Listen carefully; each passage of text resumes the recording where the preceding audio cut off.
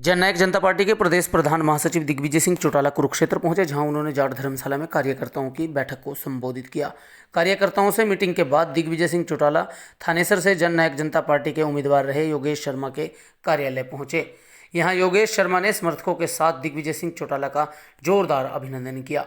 दिग्विजय सिंह चौटाला ने योगेश के कार्यालय में जलपान किया और मीडिया से बातचीत में इनेलो और बीजेपी व कांग्रेस पर सियासी हमले किए। पत्रकारों से बातचीत में दिग्विजय सिंह चौटाला ने दावा किया कि जननायक जनता पार्टी तीनों प्रत्याशियों को धूल चटाकर कुरुक्षेत्र में नया सियासी रिकॉर्ड बनाएगी। दिग्विजय सिंह चौटाला ने अपने चाचा अभय सिंह चौटाला के खिलाफ भी जमकर मोर्चा खोला और कहा कि अभय सिंह चौटाला दूसरों की रांद काटने की बात करते हैं, वे ऐसी भद्दी शब्दावली प्रयोग करते हैं, ये उनकी आदत है, नई बात नहीं है।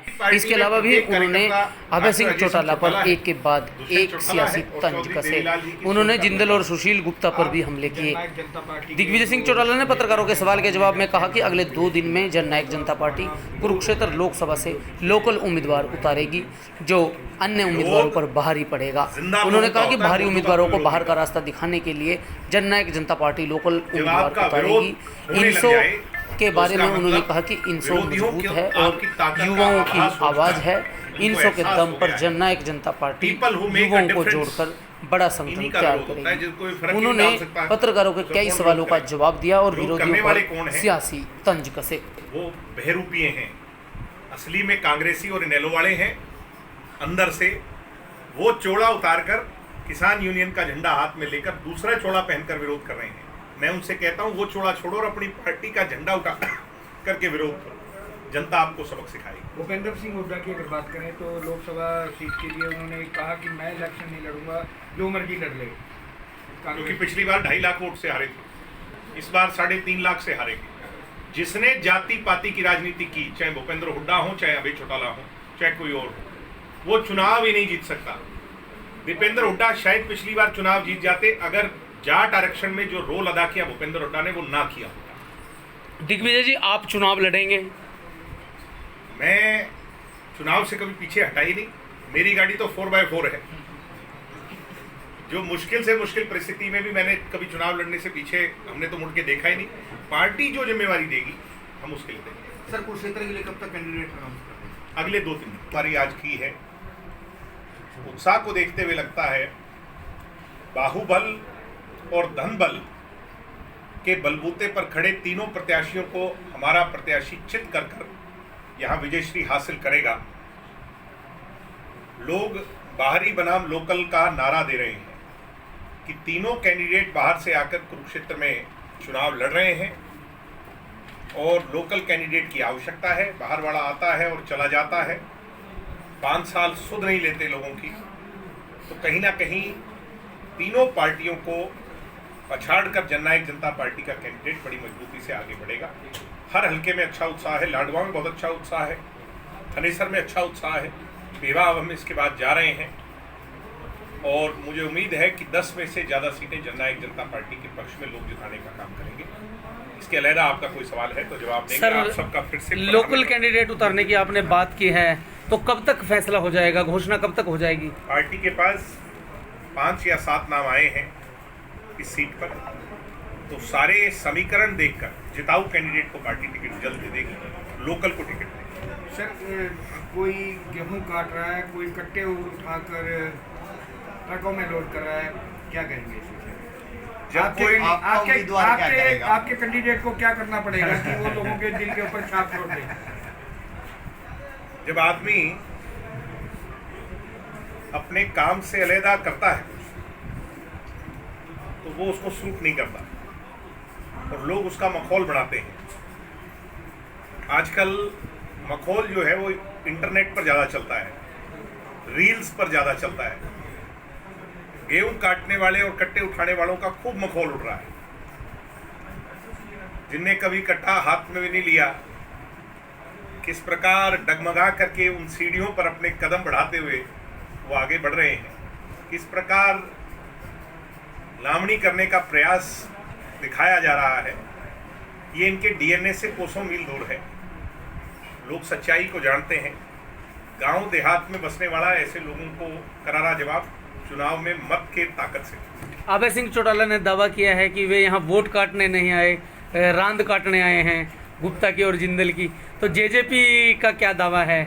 इस तरह की शब्दावली अभय सिंह चौटाला जी के मुखारबिंद से अमूमन हम सुनते हैं। पीछे उन्होंने कहा कि मेरी जाट और बनिए की लड़ाई है। मेरे परदादा स्वर्गीय चौधरी देवीलाल एक बात कहते थे, रिकॉर्डेड है ये उनके भाषण का। उन्होंने कहा था कि मेरी जाति, कुछ लोग कहते हैं कि जाट है क्योंकि मैंने जाट के घर में जन्म लिया, मगर मैं नहीं मानता मेरी जाति जाट है। वो कहते थे कि मेरी जाति मेहनत कर्श कमेरे की जाति है। सुबह संघर्ष कर कर रात को अपने परिवार के पेट के गुजारा करने वाले की जाति मेरी जाति है। वो कहते थे कि मैं कमेरा हूं, मेरी लुटेरे से लड़ाई है। कितना स्तर गिर गया राजनीति का कि उनके पुत्र मेरे चाचा अभय सिंह को ये कहना पड़ा सिर्फ वोट के लिए, जो चौधरी देवीलाल कहते थे उसके बहुत विपरीत जाकर कहना पड़ा कि मैं कमेरा नहीं बल्कि जाट हूं।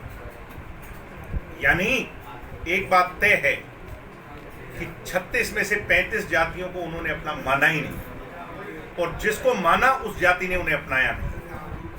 अभय सिंह चौटाला 50,000 मत हासिल नहीं कर पाएंगे कुरुक्षेत्र के चुनावी लड़ाई। जमानत जब्त नहीं होगी, बल्कि जमानत की भी जमानत जब्त हो जाएगी।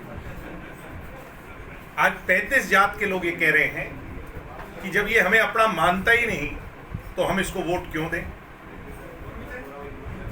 जिस वर्ग को चौधरी देवीलाल जी ने, अग्रवाल कम्युनिटी को, अग्रसेन महाराज को सदैव अपना माना, उनको नतमस्तक होकर उस समाज के लोगों को गले लगाया, आज उन्हें धुतकार दिया। ये चौधरी देवीलाल की पॉलिटिक्स नहीं। अभय सिंह जाति की पॉलिटिक्स करने लग गए और इसीलिए वो शून्य पर पहुंच गए। जब जाट आरक्षण हुआ था तो 2 नेता हरियाणा के उस आरक्षण का हिस्सा बन गए थे, एक भूपेंद्र हुड्डा और एक अभय सिंह चौटाला, और दोनों का हश्र क्या हुआ ये जनता ने तय कर दिया। दुष्यंत चौटाला को लाख कोशिश की थी कि उस आंदोलन का हिस्सा बनाया जाए। दुष्यंत ने कहा मैं राजनीति और एमपी का पद छोड़ दूंगा, मगर जाति की राजनीति नहीं करूंगा।